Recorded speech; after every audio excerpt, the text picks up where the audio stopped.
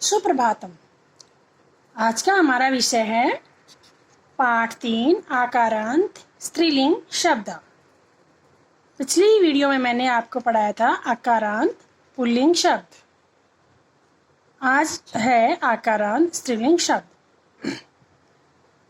आकारांत शब्द क्या होते हैं, आइए जानते हैं। आ स्वर से अंत होने वाले शब्द आकारांत शब्द कहलाते हैं। प्रायः ये शब्द स्त्रीलिंग होते हैं। जिन शब्दों से स्त्री जाति का बोध होता है वे शब्द स्त्रीलिंग शब्द कहलाते हैं। देखते हैं किस प्रकार से हमें आ शब्द प्राप्त होता है।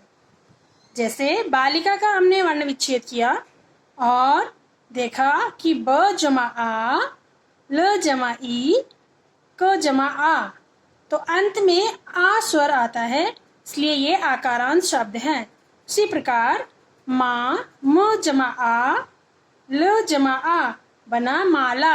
माला शब्द में भी अंत में आ स्वर आ रहा है, इसलिए ये स्त्रीलिंग शब्द आकारांत शब्द हैं। और उदाहरण देखते हैं।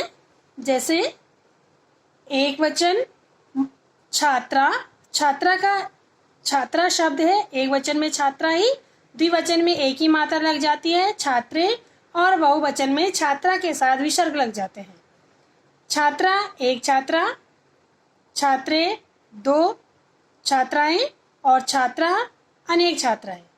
इसी प्रकार से लता, लता एक बेल, लते दो बेल और लता अनेक बेल। इस प्रकार से आकारांत स्त्रीलिंग शब्द के एक वचन, द्विवचन और बहुवचन में प्रयोग होता है। इन आकारांत शब्दों के अंत में जुड़े प्रत्यय पुल्लिंग प्रत्ययों से भिन्न है। एक वचन में कोई प्रत्यय नहीं है और द्विवचन में एक ही मात्रा है और बहुवचन में विसर्ग है। कुछ स्त्रीलिंग शब्द पहचानिए। अध्यापिका, अध्यापिके, अध्यापिकाः। देखिए एक वचन में सिर्फ अध्यापिका शब्द लिखा हुआ है, दूसरे वचन में एक ही मात्रा का प्रयोग हुआ है और बहुवचन में विसर्ग लगा करके अध्यापिका शब्द के साथ हमने विसर्ग लगाया तो ये बहुवचन बन गया, यानी एक शिक्षिका, दो शिक्षिकाएं और अनेक शिक्षिकाएं। उसी प्रकार से है आगे, इसका और रूप देखते हैं स्त्रीलिंग शब्द के। मक्षिका, मक्षिके, मक्षिकाः। चटका, चटके, चटकाः। एक चिड़िया, दो चिड़ियाएं और अनेक चिड़ियाएं। अगला है नौका, नौके, नौकाः। मूषिका, मूषिके, मूषिकाः। कलिका, कलिके, कलिकाः। एक कली, कलिके दो कलियां और कलिकाः अनेक कलियां। महिला, महिले, महिलाः। एक महिला, दो महिलाएं और अनेक महिलाएं।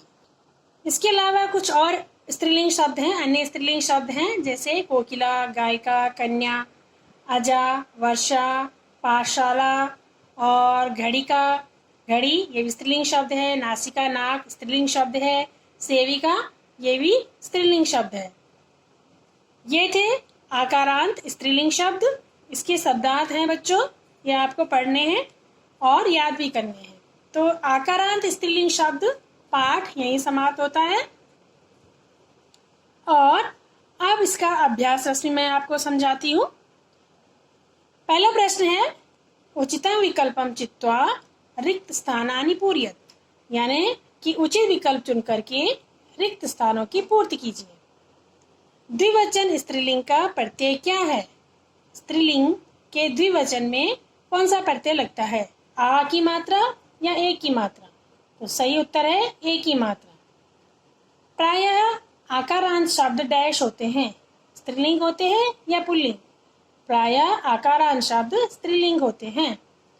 पुल्लिंग और स्त्रीलिंग के प्रत्यय डैश होते हैं, पुल्लिंग और स्त्रीलिंग के प्रत्यय भिन्न होते हैं।